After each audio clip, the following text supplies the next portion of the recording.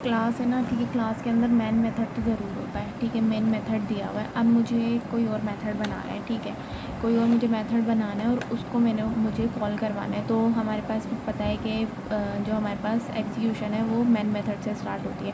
तो मैं मेन से यहाँ पे उसको कॉल करवा लूँगी और अलग से कोई मेथड मैं बना रही हूँ, ठीक है। मैं मेथड बना देती हूँ यहाँ पे स्टैटिक वाइड मैं बना देती हूँ कार के नाम से बना देती हूँ, ठीक है। और इस मेथड के अंदर मैं सिंपली रख देती हूँ कि ये आउटपुट बस शो करवा दें कंसोल डॉट राइट लाइन, ठीक है। यहाँ पे बस मैं शो करवा देती हूँ कि कार हैव 4 व्हील्स, ठीक है। ये मैंने बस शो करवाना है। अब ठीक है, अब इसको अगर मैं कॉल करूँ तो डायरेक्ट यहाँ पे मैं कॉल कर लूँगी इसको, मतलब कि मुझे इसके लिए कोई ऑब्जेक्ट बनाने की ज़रूरत नहीं है, क्योंकि मैंने एक ही क्लास के अंदर अभी काम किया है। तो मुझे अगर कार वाला मेथड जो है, ये कार वाला मेथड, इसको मुझे इसका जो भी है ये शो करवाना है। तो मैं यहाँ पे क्या करूँगी, मेन मेथड से क्योंकि एग्जीक्यूशन स्टार्ट होती है, मेन मेथड में आके इसको कॉल कर लूँगी कार को, ठीक है। तो ये स्टार्ट हो जाएगा, इसको एग्जीक्यूट करेंगे तो इसका कार वाला जो है वो चल जाएगा। ये इसलिए नहीं चल रहा क्योंकि यहाँ पे मैंने कंसोल डॉट रीड की नहीं लिखी, कंसोल डॉट ये रीड लाइन, ठीक है। ये इसलिए होता है कि विंडो को स्टैटिक बनाने के लिए, क्योंकि कंसोल की जो विंडो होती है वो गायब हो जाती है अचानक से, बस 1 सेकंड के लिए दिखती है। तो उसको स्टैटिक बनाने के लिए ये आ गया कंसोल कार है 4 व्हील्स, ठीक है। मतलब कि यहाँ पे अभी मेथड हमारे पास कॉल हो रहा है, लेकिन मुझे भाई दूसरी क्लास बनानी है, ठीक है।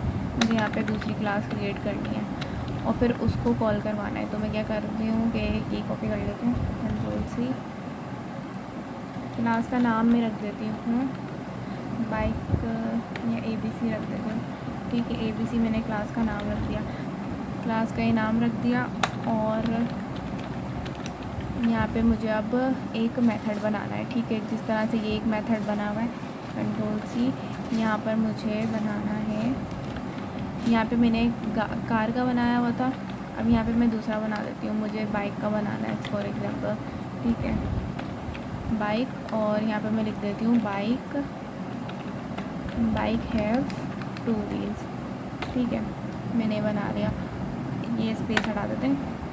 अब क्या है, ये अलग क्लास है तो नेम स्पेस के अंदर दोनों एक से नेम स्पेस सेम है दोनों का, ठीक है। लेकिन क्या है कि क्लासेस अलग अलग हैं। इसका नाम है ABC क्लास, इसका नाम है प्रोग्राम क्लास, लेकिन हमारे पास मेन मेथड इसके अंदर है प्रोग्राम क्लास के अंदर। तो मतलब पहले ये एग्जीक्यूट होगी हमारे पास और इसका भी मेन फंक्शन पहले एग्जीक्यूट होगा।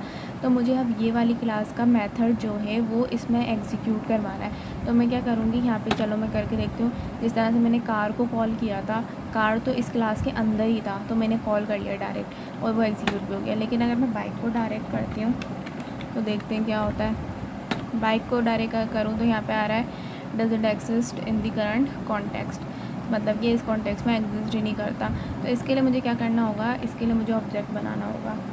ऑब्जेक्ट अगर मैं बनाती हूँ, मुझे क्या बनाना है, इस क्लास का ऑब्जेक्ट बनाना है। ये जो मैंने ABC क्लास बनाई है इसका मुझे ऑब्जेक्ट बनाना है। तो मैं क्या करूँगी, पहले क्लास का नाम लिखूँगी ABC, ठीक है।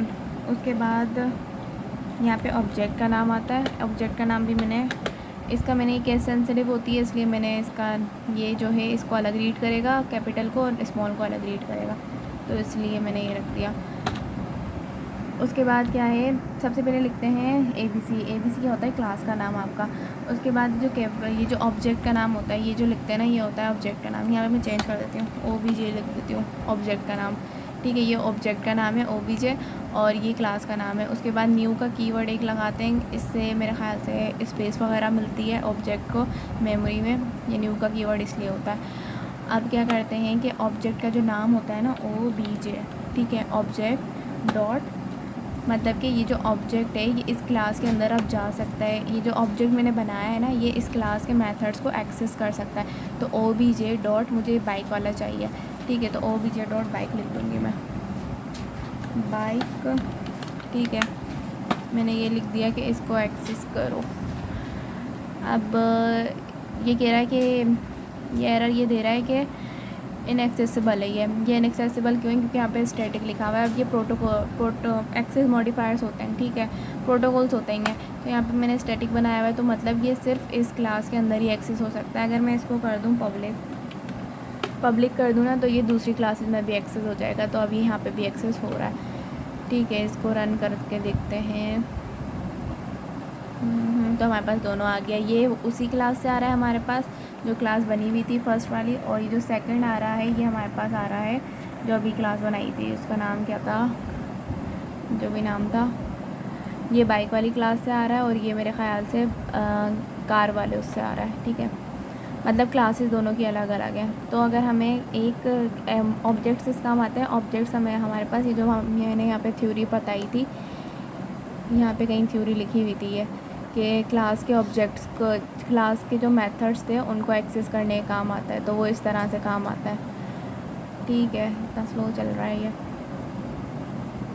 यहाँ पर लिखा हुआ था ये, यहाँ पर लिखा हुआ है ना कि for example when you send a message to an object, मतलब आप ऑब्जेक्ट बनाने का जब मैसेज देते हो, you are asking the object to invoke और एग्जीक्यूट ऑफ इट्स, मतलब जब आप लोग ऑब्जेक्ट बनाते हो तो ऑब्जेक्ट को आप क्या कह रहे होते हो कि दूसरी क्लास वगैरह जो है डिफाइन द क्लास के मेथड्स जो डिफ़ाइन किए गए क्लास में, किसी और क्लास में, उसको आप एक्सेस करो। तो मैंने यहाँ पे करके दिखाया आपको कि किस तरह से क्लास एक्सेस करती है ये मेथड्स। दूसरी क्लास के जो मेथड्स होते हैं वो ये ऑब्जेक्ट एक्सेस कर रहा है, ठीक है। तो यही लिखा हुआ था वहाँ पर।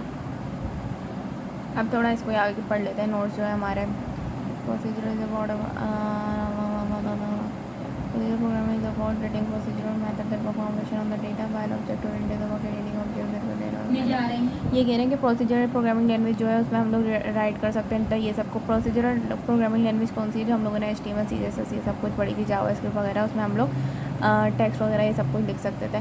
इसमें भी लिख सकते हैं, लेकिन इसमें ये है कि हम लोग रियल ऑब्जेक्ट से काम करते हैं और ऑब्जेक्ट से रियल प्रॉब्लम्स जो होती हैं वो लाइफ की सॉल्व करते हैं, ठीक है। ऑब्जेक्ट ओरिएंटेड, इसके एडवांटेजेस कुछ लिखे हुए हैं कि ये फास्ट बहुत होती है और ईजी टू यूज़ है, और डोंट रिपीट योरसेल्फ, मतलब कि आपको कोड जो है अपना वो बार बार यूज़ नहीं करना होता। आप उसके ऑब्जेक्ट बनाएं और उसके कोड को कितनी बार भी यूज़ करते रहें।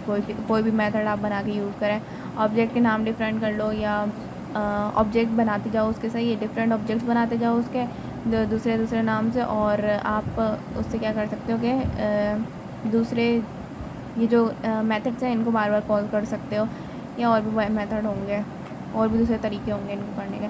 खैर इसमें यह है कि आप रीयूजेबिलिटी करते हो कोड की, आपको कोड बार बार लिखना नहीं होता, ठीक है। और ये आपको मॉडिफाई डीबग ये सब कुछ करके दिखाता है। डीबगिंग तो इसमें ही होती है, ये जो है ना विजुअल स्टूडियो, इसमें ये आपको डीबग करके देता है। अगर कोई एरर आ रहा हो ना तो आप इसको डीबग कर सकते हो कोड को, और ये बताता है एरर कहाँ आ रहा है और क्यों आ रहा है, तो उसको सॉल्व कर देता है ये। और ये यहाँ पे यही लिखा हुआ है कि रीयूजेबिलिटी है एप्लीकेशन और शॉर्टर डेवलपमेंट टाइम, मतलब कि डेवलप कर आप लोग बहुत कम टाइम में इसको कर सकते हो। इसके बाद इसके ये 4 आप पिलर्स भी कह सकते हो, इनको कहते हैं यहाँ पे ये फंडामेंटल कॉन्सेप्ट्स लिखे हुए हैं, वैसे इनको कहते हैं पिलर्स ऑफ ऊप, सही है। मतलब ये पिलर है ऊप के, इन पे खड़ी हुई है ऊप की, 4 पिलर्स होते हैं उसके। पहला पिलर है इसका इनकैप्सुलेशन, फिर पॉलीमॉर्फिज्म, एब्स्ट्रैक्शन, इनहेरिटेंस। इनकैप्सुलेशन में क्या करते हैं, सेंसिटिव डेटा जो होता है वो यूज़र से हाइड कर देते हैं हम लोग। अब देखो मैंने अभी बताया था, यहाँ पर जो मैंने बताया था, यहाँ पे जो मैंने किया था पहले, यहाँ पे पब्लिक की जगह स्टैटिक लिखा हुआ था, तो स्टैटिक की वजह से ये बाइक वाला जो है ये इसको एक्सेस नहीं कर रहा था। वो क्यों नहीं कर रहा था? क्योंकि यहाँ पे स्टैटिक लिखा हुआ था, तो ये विद इन अ क्लास ही मेरे ख्याल से एक्सेस हो रहा था, ठीक है। तो वो क्या था, प्रोटोकॉल था इसका, और उसने क्या कर दिया था, इस इन्फॉर्मेशन को यूज़र से हाइड कर दिया था।